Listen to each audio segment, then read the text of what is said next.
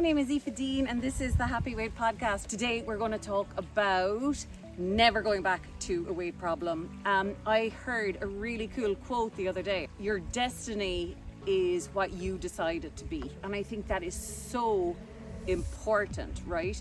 Because staying stuck with eating and weight problems is just us waiting for our food choices to change or waiting for our body to look different so we can psychologically feel different, so we can be proud of ourselves, so we can be confident, so we can feel attractive, whatever else. And it's like, no, your psychology has to change for your weight to change. So weight loss, as you know, if you've yo-yo dieted and stuff, weight loss doesn't ensure happiness, but happiness can really reduce comfort eating and weight. So what I notice with clients, right, is there's some clients that actually don't have that much excess weight, but their quality of life is shockingly poor because, like I said, a weight problem can be more of a mental thing, and it's how much it affects your quality of life, and that of course feeds into how you are eating. How much weight we have isn't always the best representative of how bad our weight problem is, right? So we want to get out of all of that. I think we've two personas, but we have to start identifying now, right, as a slim girl staying slim. Like, that's a very different inside feeling than I'm a fat girl trying to be slim. Fat is a feeling, not a size. There's a lot of people who are, you know, a larger weight, but they do not feel fat. And that icky feeling, like I get inquiries every week. They nearly always start off with, now, like, I always felt fat, and now like I look back on photos of me as a child, teenagers or in college or whatever, and now they realize they weren't overweight at all. That fat feeling that we can cultivate on the inside, like that practicing unworthiness, that it's easy to find, you know, negatives about our body and negatives about our eating, and then it's easy to make thoughts and feelings deep rooted with practice and years of doing it. But just like you might remember feeling fat before you ever gained the weight, the same is true in the other direction. Like, when we want to get out of a weight problem and we want to become a slim person, we have to start cultivating that feeling now in the inside of hope, of pride in ourselves. Like, every single day you have a reason, and many reasons, to be very, very, very proud of yourself.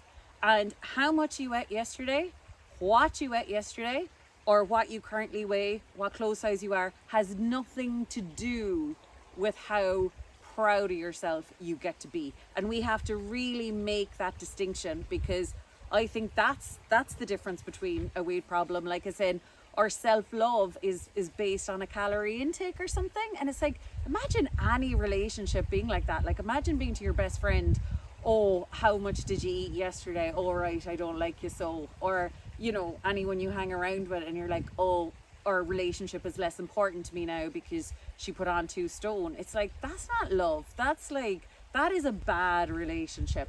So we have to notice ourselves when we're doing that, right?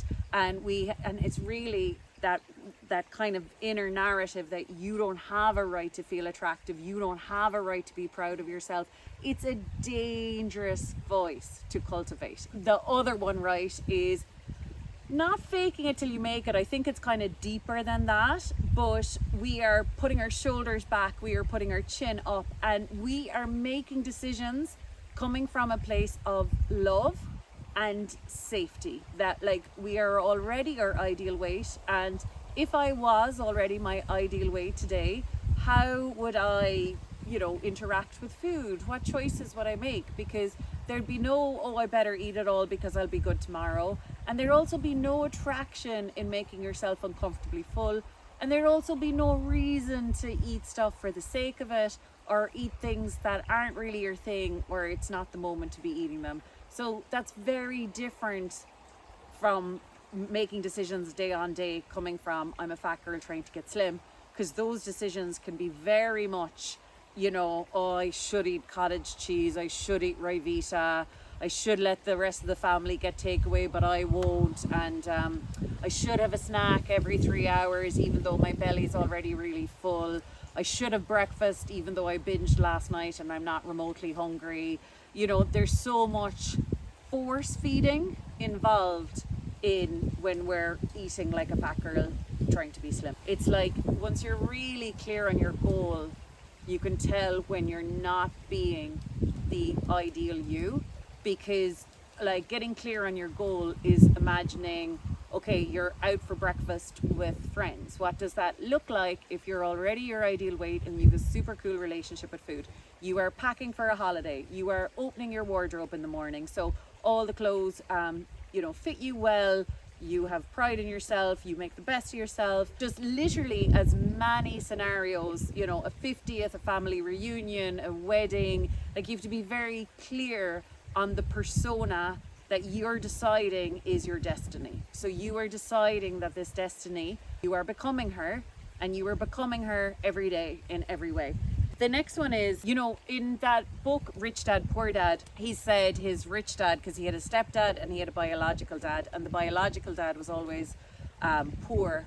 And the rich dad said, I can be broke from time to time, but I'll never be poor, because poor is kind of more of a state of mind again, and it's quite derogatory. I was thinking this morning, I feel the same with my weight. I'm sure life will happen and my weight's going to fluctuate, things are going to happen or whatever, but like I can regain weight or I can go back to the weight I used to be, but I'll never again be fat. Because I think we know this, right? I think there's very beautiful larger women, and I'm like, you wouldn't dare call her fat. She is a queen. Like, she is a mega babe. Like, there's so many women like that.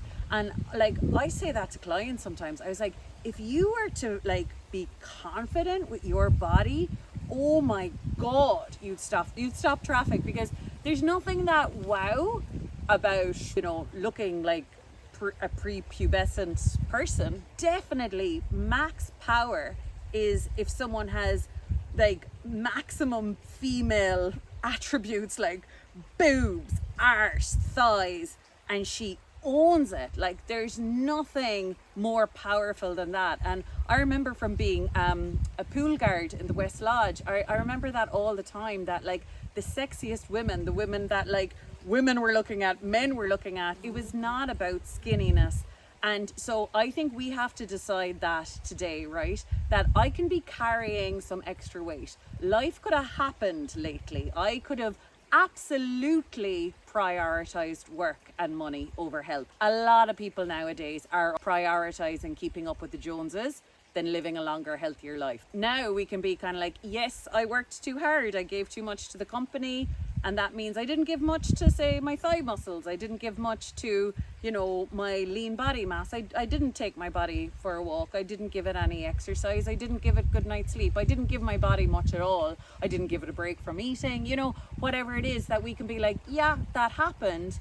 But, and so I'm carrying a bit of extra weight. I understand that, but I am worthy. I don't have a reason to be ashamed of myself. I do have a reason to be proud of myself. So I think it's really nice to think that I am a slim person with temporary fatness. And even if that temporary fatness is 40 years there, but like on the inside, we are someone without a weight problem. Pride is going to stay anyway. It's easy to be negative. Like, it's easy to be in misery about our eating and weight, and that's saying misery loves company. Like, there's loads of people that will join you on the internet or in real life with like, oh, isn't it miserable, can't lose weight, I'm this, I'm that, or whatever. And it's like, I think I had to say this to a client yesterday, like, I guarantee you getting out of a weight problem is 1,000 times more crack than any of those conversations. Like, you must be getting something from the bitching and moaning and complaining, otherwise why would you be doing it? And you must be getting something from the bitching, moaning and complaining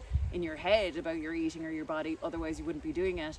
But I guarantee you, if you give up that, what you're getting is going to be actually way more crack. Like, giving out about why we can't lose weight is not as much crack as actually getting out of the weight problems. And then the third one, then, like, never going back to a weight problem, is ownership and accountability. So sometimes my clients talk as if there's a middleman.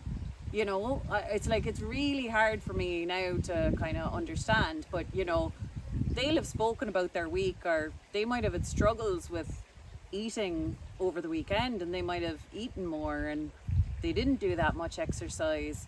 and then they kind of feel hard done by for not feeling lighter then today or something. And I'm like, who are you blaming? Like, who's the middleman? Like, it's just you and what you're doing to your body. So we all have to take accountability that, like, say if I feel heavy today, I probably know why I feel heavy today. Like, I'm the only one who knows my week. I am the only one who knows what foods I put in my mouth. I'm the only person who knows the times that my belly was full and I kept eating. I'm the only one who knows when I was going through such an emotional time, I wasn't hungry at all, but I ate anyways. Like, or I'm the only one who knows the exercise I totally could have done, but I just didn't bother to do.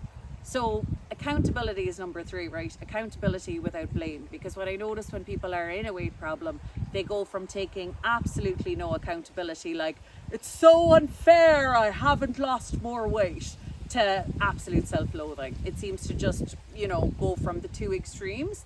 And happy accountability, I think, is somewhere in between, where we kind of get it. Like, as in, I was in the gym this morning and I had more cellulite on my thighs, and I'm like, I get that, because I haven't been giving a lot to my muscles lately. Like, as in, when I give a lot of presence of exercise to my thigh muscles, when, like, I really support my thigh muscles and I'm in the gym more, doing squats or whatever, my cellulite lessens. And then when I've neglected my thighs and I've neglected my muscles and I haven't given them much, I get more cellulite. So I'm like, again, there's no middleman, there's nothing to blame. And I was thinking, when I was changing my mindset out of coming out of a weight issue, I was like, there is no difference between what we do as overeaters versus what undereaters do. Because, my opinion would have always been like, wow, how cruel. Can you imagine not giving your body enough food? But I'm like, but with overeating, we starve it just as much. Do you know, like, that's what I realized about myself. It's like, I'm starving my body from lots of things. There's loads a week. I completely starve my muscles from anything that could maintain them or build them or support them. And then I completely starve my digestive system of peace. Like, my pancreas just had to like, have another snack and another protein bar and more apples and more nuts and then a binge and then a meal out. Like, I was, snacking and picking and eating, just like using food like an adult pacifier. There was like always something going down anyway. So it's like, that's just as cruel, not giving your body peace and rest and time to reset. And that new science now about, like, I always think of, like, when the kids are out of the house, you can properly, get ahead of things and maybe do some tidying or whatever. But it's the same in our body. Once food is out of the system, like I said, once there's not a lot of digestion going on, that's when all the repair is happening. So that's just an extra addition onto the, I suppose, accountability and ownership. Like, this is why it's so important to not give a shit what other people are eating, what they're exercising. Like, the better you're going to get with your eating and weight is when it's just you and your body. You're just recognizing the feedback, and you're recognizing the feedback without getting emotional. So if your body is feeling all stodgy after the week, there doesn't have to be blame. There can just be learning. It's like, oh, note to self. And this is where dieting has a lot to answer for as well, because people are like, I was told if I eat this, this and this, and I don't get takeaways, I can lose weight. And it's kind of like, nah, there's no one rule that applies to your body. And like, we can overeat loads without ever getting a takeaway. So our body is giving us the most accurate feedback. We might have thought that, like, oh, I thought one walk this week might have helped my body feel better, but basically based on how our body is feeling today, maybe we needed more than that. So it's kind of like shutting out all the outside noise now and just focusing on what your body is telling you, and also the opportunities to feel even better. And opportunities come with belief that you can get better, and belief that you can get better and things can improve comes with detoxing from all the bullshit of, it's my childhood, it's my PCOS, it's my mother, it's my steroids, it's whatever else. They were all my ones. But you would have to detox from the victim story in order to use all that time, all that energy, all that IQ to find ways of feeling even better, having an even cooler relationship with food, being so much sounder to your body, like oodles of water, oodles of sleep, oodles of rest, oodles of like nervous system repair, oodles of like space and rest between delicious meals, and then nice cozy feelings of fullness when we are eating, you know, all of that. So that kindness is important. So yeah, I hope today's episode was good, and if you liked it, please like and subscribe, and thank you so much for being here. Mwah.